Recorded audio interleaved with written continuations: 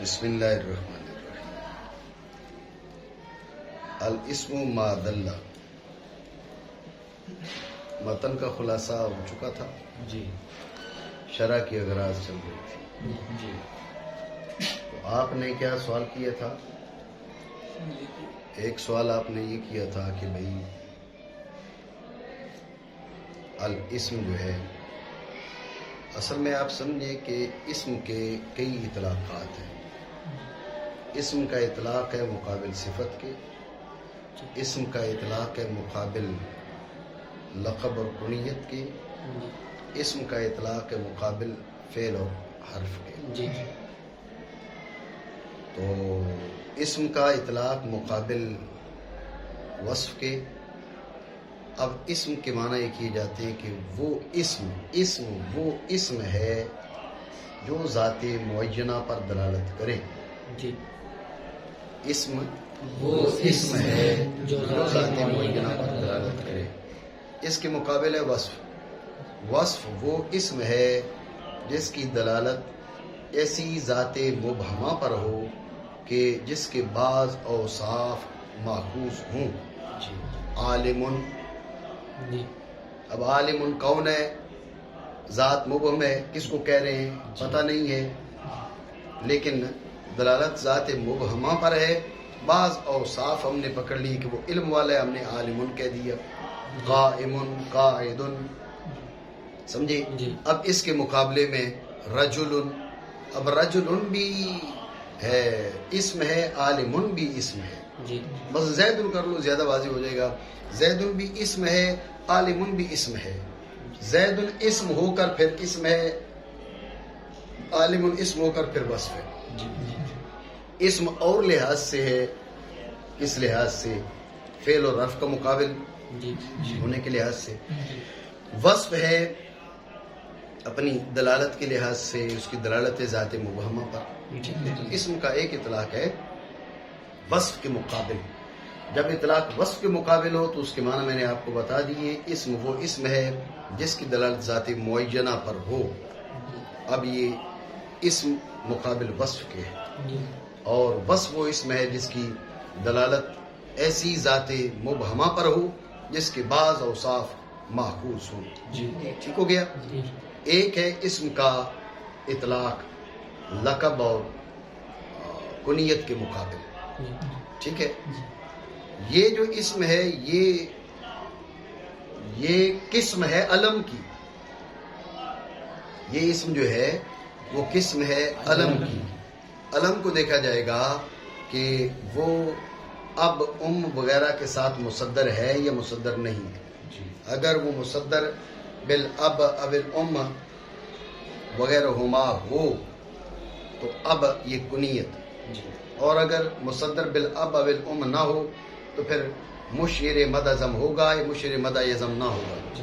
مشیر مدازم ہو تو لقب، مشیر مدازم نہ ہو تو اسم، ٹھیک ہے؟ اس کی تقسیم یوں بھی کی جاتی ہے، لقب کو پہلے بھی لایا جاتا ہے کہ دیکھا جائے گا کہ اسم علم مشیر مدازم ہے، مشیر مدازم نہیں، مشیر مدازم ہو تو لقب، مشیر مدازم نہ ہو تو مصدر بالاب اب الام ہے یا نہیں، مصدر بالاب اب الام ہو تو کنیت ورنہ اسم۔ سمجھے بات کو؟ تو اب علم کی تین قسمیں ہوگی، لقب، کنیت اور اسم۔ یہ اسم مقابل لقب اور کنیت کے علم کی ایک قسم ہے۔ ٹھیک ہو گیا؟ اور ایک اسم ہے فعل اور حرف کے مقابل۔ فعل اور حرف کے مقابل کون سا اسم ہے؟ وہ کلمہ جو اپنی ذات میں پائے جانے والے معنی پر دلالت کرے، اس کے معنی تین زبانوں میں سے کسی ایک زبان کے ساتھ ملے ہوئے نہ ہوں۔ یہ اسم ہے جب فعل اور حرف کے مقابل۔ بات آپ سمجھے نہیں سمجھے؟ ٹھیک ہو گیا؟ یہ تین اطلاقات میں نے آپ کو بتائے اسم کے۔ دو جو اطلاق ہیں وہ اس اسم کی قسمیں ہیں۔ اسم کی دو قسمیں، اسم مقابل فعل اور حرف کی دو قسمیں ہیں، اسم اور وصف۔ اسم مقابل فعل اور حرف کی دو قسمیں ہیں۔ اس اسم کی دو قسمیں ہیں، ایک اسم اور ایک حرف، ایک اسم اور ایک وصف۔ یہ تقسیم شیء الی نفسی و الی غیر لازم نہیں آئے گی، کیونکہ وہاں اسم کے معنی اور ہیں، وہاں اسم مقابل وصف کے وہ اور معنی ہے، ٹھیک ہے؟ اسی طرح اسم جو ہے نا، یہ جو اسم اور وصف ہے، یہ جو اسم ہے اس کی پھر آگے قسم ہے علم، معرفہ اور نکرہ. جو معرفہ ہے اس کی قسم ہے علم. علم کی پھر 3 قسمیں ہیں، اسم، لقب اور کنیت. سمجھے بات کو؟ وہ بھی اسم ہے، وہ تقسیم در تقسیم کے بعد وہ اطلاق حاصل ہوتا ہے. یہ سب سے عام اسم ہے، ان اسموں میں سے یہ اہم ترین اسم ہے جو فعل اور حرف کا مقابل ہے. بات آئی ذہن میں؟ تو مصنف رحمہ اللہ تعالیٰ نے الاسم کہا تو اشارہ کر دیا کس بات کی طرف کہ یہ اسم وہ ہے جو ما قبل میں گزر چکا. وہی اسم و فعل و حرف. النکرۃ اذا اعیدت معرفۃ کانت ثانیۃ وعین الاولی. نکرہ کو جب معرفہ کر کے لوٹاؤ تو ثانی اول کا عین ہوتا ہے. اول کیا تھا؟ ہیا اسم، وہ اسم ہے فعل اور حرف کے مقابل. یہ ہے الاسم، یہ اس کا عین. جب یہ اس کا عین ہے تو یہ بھی فعل اور حرف کے مقابل ہے، نہ تو وصف کے مقابل ہے نہ کنیت اور لقب کے مقابل ہے. تو یہ تعریف کا، اسم کی تعریف کا یہ فائدہ. بات آ گئی ضرور؟ ٹھیک ہو گیا. جی لقب کی بھی دیکھیں نا، کنیت کی مثال تو واضح ہے. مثلا ابو العباس رسول اللہ صلی اللہ تعالی علیہ وسلم کی کنیت ہے ابو القاسم. ٹھیک ہے نا. ام ایمن یہ لقب ہے، یہ کنیت ہے. اور لقب جیسے سیدنا امام جعفر کا لقب ہے الصادق، امام محمد کا لقب ہے الباقر، سیدنا علی بن حسین رضی اللہ تعالیٰ عنہ آپ کا لقب کیا ہے؟ زین العابدین. ٹھیک ہو گیا؟ بات آ گئی ذہن میں؟ چلے آگے. سوال جو ہے یہ بھی آدھا علم ہے. ٹھیک ہے، یہ بھی کسی کسی کو توفیق ہوتی ہے عنایت اللہ سوال کی. مانا کرے اسم وہ کلمہ ہے جو دلالت کرے. اب ماتن رحمہ اللہ تعالیٰ نے فرمایا نا ما، تو اس ما پہ گفتگو ہو چکی. ٹھیک ہے، تو شارح لہرمہ نے بتا دیا بھئی ما سے مراد کلمتن ہے، اس پہ گفتگو ہو چکی. ذہن میں رکھیں مصنف رحمہ اللہ تعالیٰ نے فرمایا دلہ، شارح لہرمہ نے فرمایا دلت. ماتن نے کہا دلہ، شارح نے کہا دلت. جی وجہ کیا ہے؟ وجہ یہ ہے کہ مصنف رحمہ اللہ تعالیٰ نے فرمایا دلہ ہوا ضمیر کا مرجع ما. ٹھیک ہے، مذکر کی ضمیر لوٹ سکتی ہے ما کی جانب. اور دلت ضمیر کا مرجع ہے کلمتن. کلمتن لفظ کے اعتبار سے مؤنث ہے. جب لفظ کے اعتبار سے مؤنث ہے تو اب اس کی جانب جو ضمیر لوٹے گی وہ مؤنث کی لوٹے گی، اس لیے دلت کا. بات ہے ذہن میں؟ مانا کرے یعنی وہ کلمہ جو دلالت کرے. آپ یہاں پر یہ کہہ سکتے ہیں دلت کیوں لائے، یعنی دلت کو مؤنث کیوں ذکر کیا. ایک یہ ہے دلت کو مؤنث کیوں لائے، اس کی وجہ بھی بتا دی. لائے کیوں وجہ ہے؟ یوں بھی ہو سکتا تھا نا الاسم ما ای کلمتن. وجہ ہے الاسم ما ای کلمتن. کلمتن ادھر ہی کہہ دیا جاتا اور دلہ بعد میں آتا، اس کی حاجت ہی نہ ہوتی. توجہ ہے نہیں؟ کون بول رہا ہے؟ روکے اس کو. تو بات کیا ہو رہی تھی؟ بات یہ ہو رہی تھی کہ یہ ما کے بعد کلمتن کے ساتھ تفسیر کر دیتے تو دلت لانے کی تو حاجت ہی نہیں تھی. تو پہلے ہم نے جو بات بیان کی ہے وہ یہ ہے کہ دلت کو مؤنث کیوں لائے. سوال ہے کہ لائے کیوں ہے، صرف اسی نے لے کر آتے. توجہ ہے؟ تو ذہن میں رکھنا لانے میں اشارہ ہے اس بات کی طرف. اگر نہ لاتے تو یہ بھی درست تھا، نہ لاتے تو درست تھا. لیکن آپ غور کریں نا، وہ تھا الاسم ما ای کلمتن دلہ علی معنی. عبارت ایسے بنتی، ایسے ہی ہے نا. الاسم ما ای کلمتن دلہ علی معنی. اب سوال یہ ہوتا بھئی دلہ کی ضمیر کا مرجع تو یہ پھر ما ہے، ما سے مراد کلمہ ہے، تو پھر دلہ مذکر نہیں ہونا چاہیے، سیگا مؤنث کا ہونا چاہیے. توجہ ہے؟ یہ اعتراض وارد ہوتا. جی تو شارح علیہ رحمٰن نے کلمۃ دلت، اب دلت میں جو ضمیر ہے وہ کلمہ کی طرف لوٹ رہی ہے بے اعتبار لفظ کے. جی ایسی ہے نا؟ جی کلمہ تو معنی کے لحاظ سے تو نہیں ہے نا مؤنث. جی کلمہ جی معنی کے لحاظ سے مؤنث نہیں ہے، جی صرف لفظ کے لحاظ سے مؤنث ہے. جی تو دلت کی جو ضمیر ہے وہ لوٹ رہی ہے کلمتن کی جانب لفظ کے اعتبار سے. جی تو یہ دلت کو لا کر اشارہ کر دیا، جیسے دلت میں ضمیر کلمہ کی جانب لوٹ رہی ہے لفظ کے اعتبار سے. جی دلہ میں جو اس کو مذکر لے کر آئے وہ بھی ضمیر لوٹ رہی ہے ماں کی جانب لفظ کے اعتبار سے، جی اس وجہ سے وہ مذکر ہے. جی بات سمجھے؟ دوبارہ سمجھے توجہ سے. میں نے آپ سے کہا کہ دلت کو مؤنث کیوں لائے، یہ وجہ تو بیان ہو گئی. لائے کیوں؟ لانے کی کیا عادت تھی؟ یوں کہہ دیتے الاسم ما ای کلمتن، آگے دلہ علی معنی الی آخری، وہ بات ہو جاتی. جی اس کو لانے ہی کی کیا ضرورت تھی؟ توجہ ہے؟ جی جی تو سمجھے کہ اصل میں اس کو لانے میں فائدہ ہے، وام کا ازالہ ہے، اعتراض کا جواب ہے. جی وہ کیا؟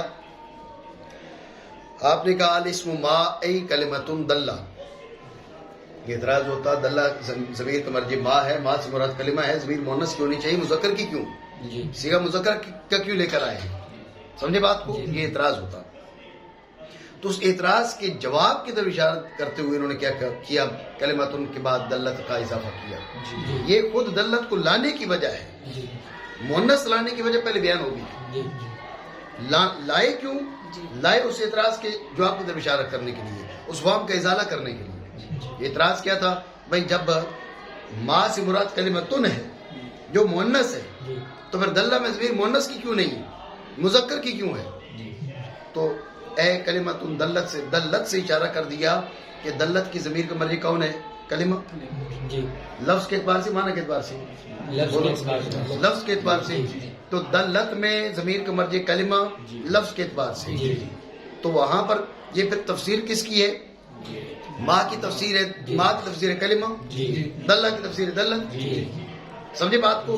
تو دلت میں ضمیر ہے اپنے مرجع کے لفظ کے لحاظ سے، تو دلہ میں ضمیر ہے اپنے مرجع کے لفظ کے لحاظ سے. تو جیسے دلت میں ضمیر ہے لفظ کے لحاظ سے، اسی طرح دلہ میں ضمیر ہے لفظ کے لحاظ سے. اس اعتراض کا جواب ہو گیا کہ مراد اگرچہ ماں سے معنی ہے، لیکن ضمیر کی جو تذکیر ہے وہ لفظ کے لحاظ سے. اتنی بات آپ سمجھے؟ ٹھیک ہو گیا.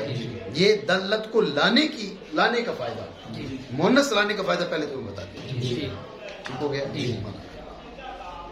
اسم وہ کلمہ ہے جو دلالت کرے، کہا نا ما دلہ، یعنی وہ کلمہ ہے جو دلالت کرے اوپر ایسے معنی کے جو اس کلمہ کی ذات میں ہو. توجہ ہے؟ اب دیکھیں یہاں پر ہے فی نفسہ ہی، فی نفسہ ہی، اس کا تعلق دلہ سے ہو سکتا ہے، اس کا تعلق دلہ سے ہو سکتا ہے، ظرف لغو بن سکتا ہے. لیکن علامہ جامی علیہ رحمہ نے اسے ظرف لغو کے بجائے ظرف مستقر بنایا. سمجھے بات؟ پھر ظرف مستقر ہونے میں بھی دو احتمال تھے. وہ کیا؟ دلہ میں جو ضمیر ہے اس سے اس کو حال بنا دو. ٹھیک ہے؟ الاسم ما دلہ حال کونہ معتبرا فی نفسہ، حال کونہ معتبرا فی نفسہ. سمجھے؟ اور دوسرا احتمال تھا جس پر انہوں نے عمل کیا کہ اس کو معنی کی صفت بنا. بات ہے ہی. اب آپ دیکھیں پہلے یہ تھا کہ اس کو دلہ سے متعلق کرے اور ظرف لغو بنا دے. علامہ جامی علیہ رحمہ نے اس احتمال کو چھوڑ دیا. دوسرا احتمال تھا ظرف مستقر بناتے. تو اب آپ کیا کریں؟ آپ دلہ سے جو ضمیر ہے اس کو ذوالحال بنائیں اور فی نفسی کو معتبرا سے متعلق کر کے حال بنا دیں. ایک احتمال یہ. دوسرا معنی کی صفت بنا دیں. تو علامہ جامی علیہ الرحمہ نے یہاں پر بھی پہلا احتمال چھوڑا اور فی نفسی کو معنی کی صفت بنایا. توجہ ہے؟ ایسا کیوں ہے؟ سوال یہ ہے. توجہ ہے؟ ایسا کیوں ہے؟ تو دونوں احتمالات پہ بات کرتے ہیں. پہلا احتمال کیا ہے؟ پہلا احتمال یہ ہے کہ اس فی نفسی کو متعلق کرے دلہ کے، اس کو متعلق کرے دلہ کے. ظرف لغو بن سکتی ہے. جب ظرف لغو بن سکتی ہے تو یہاں پر جو ہے نا آپ کیوں لازمی تھوڑے یہ کہ بھئی آپ کریں اس کے لیے اسے ظرف مستقر بنائیں. بات سمجھے؟ توجہ ہے؟ تو ذہن میں رکھیں علامہ جامی علیہ الرحمہ نے اسے کیوں اختیار نہیں کیا. اس کی وجہ یہ ہے کہ یا تو یہاں پر فی کو با کے معنی میں کرنا پڑے گا، دلہ بنفسی، دلہ بنفسی، یا تو اس معنی میں کرنا پڑے گا، یعنی فی میں تعویل کرنا پڑے گا، یا نفسی ہی میں تعویل کرنا پڑے گی، یعنی دلہ فی حد ذاتی، دلہ فی حد ذاتی، اپنی ذات کے لحاظ سے اس کی دلالت ہو. سمجھ رہے بات کو؟ یا تو فی کو با کے معنی میں کر لو، دلہ بنفسی، از خود دلالت کرے، یہ مطلب توجہ ہے؟ از خود دلالت کرے، دلہ بنفسی. دوسرا کیا ہے؟ دوسرا یہ ہے کہ بھئی دلہ فی حد ذاتی ہی، اپنی ذات کے لحاظ سے دلالت کرے، کیا تو نظر زمین وغیرہ وغیرہ. بات سمجھ رہے ہو نہیں؟ اگر آپ اس کو بنائیں دلہ کے لیے ظرف لغو تو اب اس میں دو تعبیریں ہوں گی. ایک کہ یہ فی با کے معنی میں ہو جائے، اور دوسرا یہ کہ یہ فی نفسی ہی فی حد ذاتی ہی کی تعویل میں ہو جائے. توجہ ہے؟ دونوں مرجوح ہیں. تفصیل بتاتا ہوں، یہ بات تو سمجھ گئے، دونوں مرجوح ہیں. وجہ مرجوحیت ہر ایک الگ الگ سمجھو. فی کو با کے معنی میں کرو دلہ بنفسی، اس کے مرجوح ہونے کی وجہ سمجھنے سے پہلے مختصر تمہید جانو. تمہید یہ ہے کہ فی کے بارے میں اختلاف ہے کہ ظرفیت حقیقیہ کے لیے، ظرفیت مطلقہ کے لیے. ٹھیک ہے؟ ظرفیت حقیقیہ کے لیے، ظرفیت مطلقہ کے لیے. ایک رائے یہ ہے کہ ظرفیت حقیقیہ کے لیے. ظرفیت مجازیہ میں فی کے با کے معنی میں ہوگا یا اس طرح دیگر الفاظ کے معنی میں، لیکن ذہن میں رکھنا یہ مختار نہیں ہے. سمجھ رہے ہو؟ ظرفیت حقیقیہ کے لیے ہونا مختار نہیں ہے، ظرفیت مطلقہ کے لیے ہونا مختار ہے. آپ اس کے موارد استعمال پر آپ غور کریں تو آپ خود اندازہ ہو جائے گا. ظرفیت حقیقیہ تو یہ ہے نا زید فی الدار، دار حقیقتاً اس کے لیے ظرف ہے. سمجھے بات کو؟ اس کے علاوہ جیسے معنی ہیں اور بے شمار اس کے استعمالات ہیں، تو وہاں پر ہر جگہ پر آپ کو اس کے لیے اسے مجاز پہ معمول کرنا پڑے گا. سمجھے بات کو؟ تو یہ ذہن میں رکھیں، رضی نے بھی اس بات کو ذکر کیا اور اس بات کو ترجیح دی کہ ظرفیت مطلقہ ہونا راجی ہے. مختار یہ کہ ظرفیت مطلقہ کے لیے، اس کا ظرفیت حقیقیہ کے لیے ہونا اور ظرفیت مجازیہ میں با وغیرہ کے معنی میں ہونا یہ مذہب غیر مختار ہے. اتنی بات سمجھے؟ یہ ہو گیا کیا؟ یہ تمہید. تمہید کے بعد پہلی وجہ کی مرجوحیت کی وجہ سمجھے، وہ یہ کہ اب آپ نے فی کو کرنا ہے با کے معنی میں، ما دلہ فی نفسی کو ما دلہ بنفسی کی تعبیر میں کرنا ہے. تو یہ مذہب مختار پہ ہونی نہیں، مذہب غیر مختار پہ ہونی. سمجھے؟ ایک وجہ مرجوحیت کی، سمجھ رہے ہو؟ دوسری وجہ تو جو ہے نا نہیں ماں فی نفسی کا تعلق جڑ گیا دلہ سے. غیر مقترن بأحد الازمنة الثلاثہ معنی کی صفت ہے. اب معنی موصوف غیر مقترن صفت فی نفسی بیچ میں اجنبی آ کے رک گیا. او خدا کے بندے تو سائڈ پہ تو جی اب موصوف اور صفت کے بیچ اجنبی کا فاصلہ لازم آئے گا. جی یہ دوسری وجہ مرجوحیت کی. جی سمجھے؟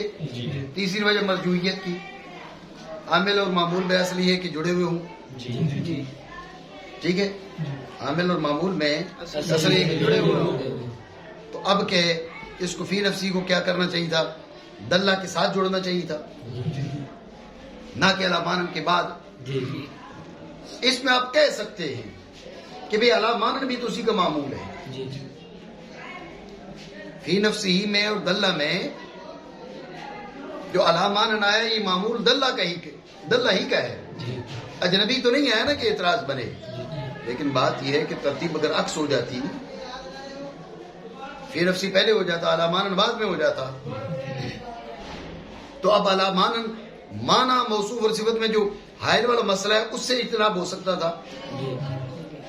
معمول تو دونوں دلہ کے ہوئے، متعلق تو دونوں دلہ سے ہوئے، لیکن دونوں دلہ سے متعلق ہیں تو علامانن کو مقدم کیا، فی نفسی کو مقدم کیا جا سکتا تھا، اس کو مقدم کیا جاتا، یہ خرابی لازم نہ آتی. سمجھے بات کو؟ تو یہ میں نے 3 وجہ آپ کو بتا دی ہیں کہ اس فی نفسی کا بے نفسی ہی کے معنی میں ہونا یہ مرجوح ہے. بات آپ سمجھے نہیں سمجھے؟ یہ بات میں دوبارہ بیان کر رہا ہوں، اس پہ دھیان دیں. فی نفسی میں پہلا اعتبار یہ کہ دلہ سے متعلق ہو، ظرف لغو ہو. دوسرا اعتبار یہ کہ ظرف مستقر ہو. علامہ جامی علیہ الرحمہ نے ظرف مستقر ہونے کو ترجیح دی. مستقر میں پھر 2 احتمال تھے. دلہ میں ہوا سے حال، حال کونہی معتبرن فی نفسی. دوسرا مانن سے صفت، انہوں نے مانن سے صفت بنایا، حال والے احتمال کو مرجوع قرار دیا، یہ یوں کہ اختیار نہیں کیا. تو کیا وجہ ہے یہ سارے احتمالات چھوڑ کے اس احتمال پہ عمل کرنے کا کیا باعث ہے؟ جس احتمال کو اختیار کرنے کی کیا وجہ ہے؟ وجہ رجحان تو ہونی چاہیے نا جی. جب نے گھر بیٹھ کے کہہ دی نہیں ہم اس بات کو اختیار کرتے ہیں. بھائی جنہوں نے باقیوں کو اختیار کیا ہے، یا آپ ان احتمالات کو رد کر رہے ہیں، تو باعث تو ہونا چاہیے. باعث کیا ہے؟ توجہ ہے. تو اب ایک احتمال پہ ہم کرتے ہیں گفتگو. فی کو کریں دلہ سے متعلق، تو ذہن میں رکھیں یہاں پر 2 میں سے کوئی ایک تعویل کرنا پڑتی ہے. دلہ بے نفسی، دلہ بے نفسی یا دلہ فی ید ذاتی. دلہ بے نفسی خود دال ہو، کیا خود دال ہو، اور دلہ فی ید ذاتی کہ اپنی ذات کے لحاظ سے دلالت کرے، اپنی ذات کے لحاظ سے دلالت کرے. بات ہے ذہن میں؟ یہ کوئی ایک تعویل کرنا پڑتی ہے. دلہ بے نفسی کے معنی میں ہو، فی کو با کے معنی میں کرو، تو اس میں کیا خرابی ہے؟ مطلب مرجوحیت کی کیا وجہ ہے؟ ہوتی ہے فا با کے معنی میں ہو اس کو کیا جاتا ہے، لیکن یہاں پر صحت اور عدم صحت کی بات نہیں ہو رہی، یہاں پر رجحان اور عدم رجحان کی بات ہو رہی ہے. بے نفسی کے معنی میں ہونا درست ہے اس کا، لیکن راجی کیا ہے؟ وہ یہ ہے کہ اس کو قائم سے متعلق کر کے مانن کی صفت بنا دیں. بات سمجھے؟ بے نفسی سے اس کا تعلق مرجوع کیوں ہے؟ فی کا با ہونا مرجوع کیوں ہے؟ وجہ سمجھے. توجہ ہے آپ کی؟ مسئلہ یہ ہے کہ فی کو یہ سمجھنے سے پہلے مختصر تمہید جانو. تمہید یہ ہے کہ فی کی وضع ظرفیت مطلقہ کے لیے، ظرفیت حقیقیہ کے لیے ہے. دونوں جانب علماء گئے ہیں، ناوی گئے ہیں، لیکن ظرفیت حقیقیہ کے لیے ہونا یہ غیر مختار ہے، ظرفیت مطلقہ کے لیے ہونا یہ مختار ہے. ٹھیک ہے؟ جو ظرفیت حقیقیہ کے لیے مانتے ہیں، جو کہ ظرفیت مجازی میں یہ با کے معنی میں ہوتا ہے وغیرہ. اتنی بات سمجھے؟ جب یہ بات آپ کے ذہن میں آ گئی، اب آپ نے فی کو با کے معنی میں کیا تو مذہب مختار پہ غیر مختار پہ غیر مختار پہ. سمجھے بات کو؟ تو ایک وجہ مرجوحیت یہ ہے کہ یہ اگر فی کو با کے معنی میں کریں گے، بے نفسی کے معنی میں کریں گے، تو مذہب مرجوح کا ہمیں سہارا لینا پڑے گا. ایک سمجھے بات کو؟ دوسری وجہ میں نے آپ کو یہاں پر یہ بتائی کہ اگر فی کو ماد اللہ میں دلہ سے متعلق کریں گے تو معنی موصوف غیر مقترن اس کی صفت ہے. اس میں تو یہ احتمال نہیں ہے نا کہ یہ دلہ سے متعلق ہو. غیر مقترن میں وہ تو لازمی طور پہ معنی کی صفت ہے. جی اب مانا موصوف غیر مقترن صفت، موصوف و صفت میں اجنبی کا فاصلہ، جی دوسری وجہ، جی سمجھے بات کو؟ جی۔ تیسری وجہ یہ ہے کہ اب اگر یہ فی نفس ہی دلہ سے متعلق تھا تو پھر عامل اور معمول میں اصل یہ ہے کہ معمول عامل سے جڑا ہوا ہو، جی اس کو جو ہے نا وہ دلہ سے علی مانن سے دور کرنے کی کیا وجہ ہے؟ جی اگر آپ یہ کہیں کہ دونوں معمول ہیں، علی مانن بھی دلہ سے متعلق ہے، فی نفسی بھی دلہ سے متعلق ہے، جی اجنبی ہوتا تو تم یہ اعتراض کرتے، ہم کہتے ہیں اجنبی ہوتا تو پھر تو باقاعدہ اعتراض ہوتا، لیکن بات یہ ہے کہ یہاں پر بھی مرجوحیت واضح ہو رہی ہے، کیوں؟ اس لیے کہ فی نفسی مقدم بھی ہو سکتا تھا، مؤخر بھی ہو سکتا تھا، جی علی مانن مقدم بھی ہو سکتا تھا، مؤخر بھی ہو سکتا تھا، علی مانن مؤخر ہوتا، فی نفسی مقدم ہوتا، تو اب جو اجنبی کے فاصلے والا اعتراض ہم نے کیا وہ نہ ہوتا، جی تو لہٰذا یہ چاہتا ہے کہ علی مانن اور فی نفسی میں سے تقدیم فی نفسی ہی کی ہونی چاہیے تھی، جی علی مانن کی تقدیم کے یہ خلاف راجح یعنی مرجوح ہے، جی یہ تین وجہ میں نے آپ کو بتائی مرجوحیت کی، توجہ ہے؟ چوتھی وجہ بھی سمجھ لو، چوتھی وجہ یہ ہے کہ کہا دلہ بنفسہ ہی، جس کی دلالت از خود ہو، ذہن میں رکھنا کلمہ کی دلالت، اسم کی دلالت از خود نہیں ہوتی، بے واسطۃ الوضع ہوتی ہے، سمجھو؟ از خود ہوتی نہیں، وہ واضح معین کرتا ہے اس کو، اس کے مقابلے میں تو دلالت کرتا ہے، جی تو کلمہ دال بنفس ہی ہے ہی نہیں، نہ اسم نہ فعل نہ حرف، جی بات سمجھے؟ جی یہ کتنی وجہ ہو گئی؟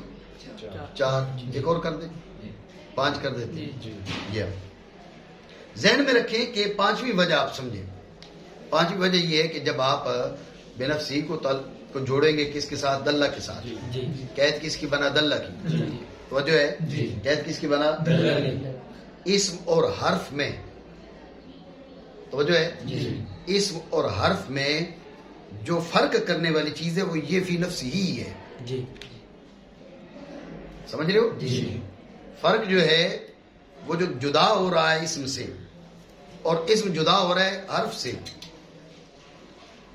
وہ یہ فی نفس ہی ہے اور وہ فی نفس ہی نہیں ہے، یعنی یہ والا جو کلمہ ہے، یہ والا جو فی نفس ہی ہے، یہ والی جو قید ہے، اس قید سے وہ جدا ہو رہا ہے حرف، یہ قید حرف اور اسم میں مابین امتیاز ہے، وجہ ہے؟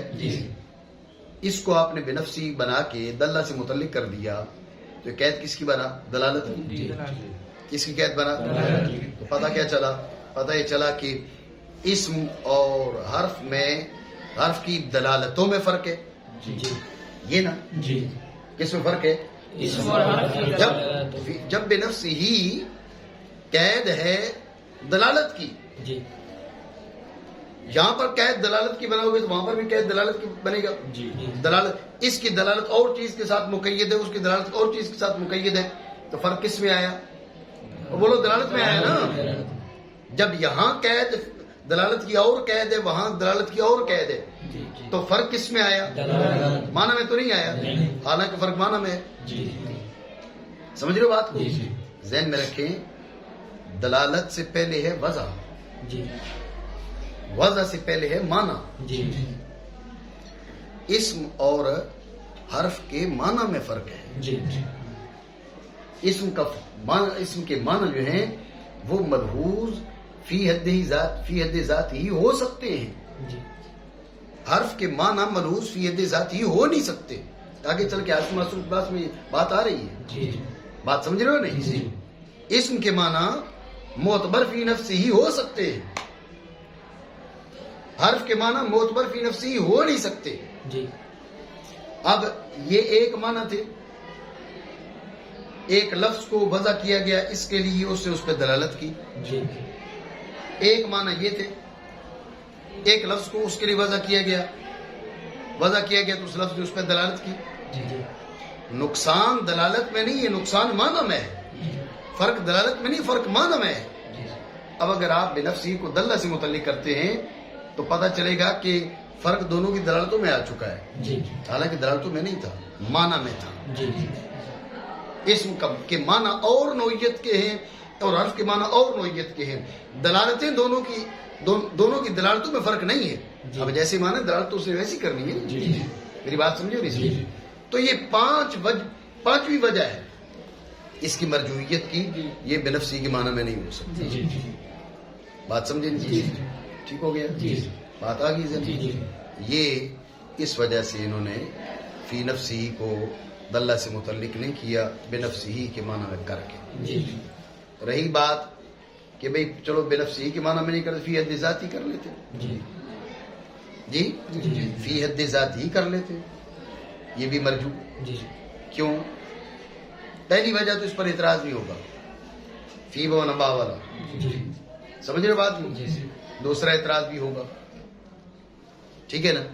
کیا کہ بھائی تم نے کیا کہا بھائی فی نفسی یہ دلہ سے متعلق ہے، تو جب جو ہم نے مانن اور اس کی صفت غیر مقترن اس میں فاصلے والی بات کی.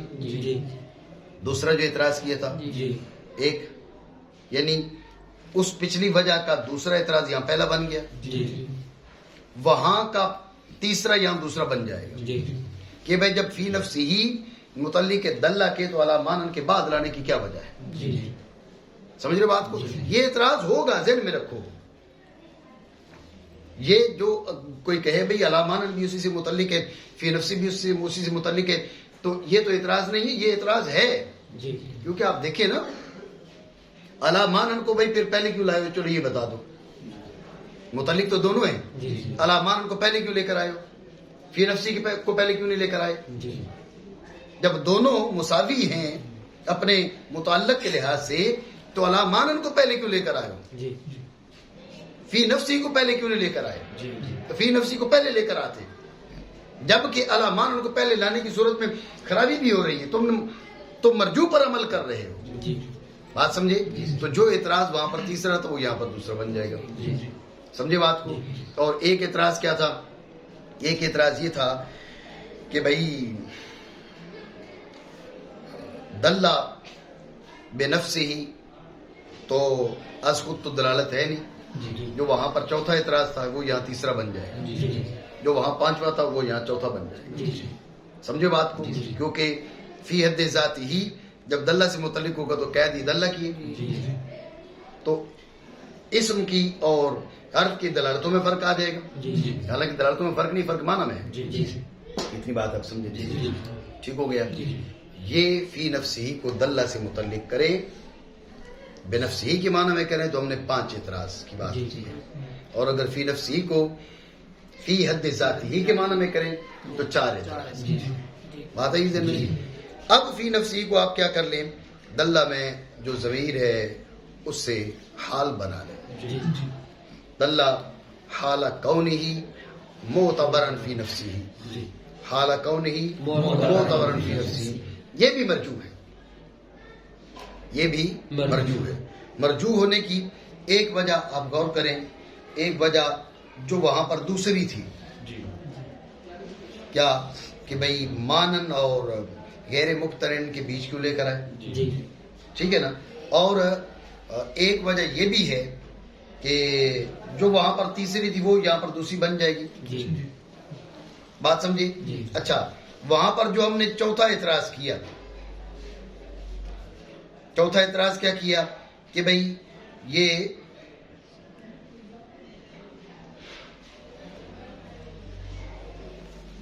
چوتھا اعتراض کیا کیا تھا؟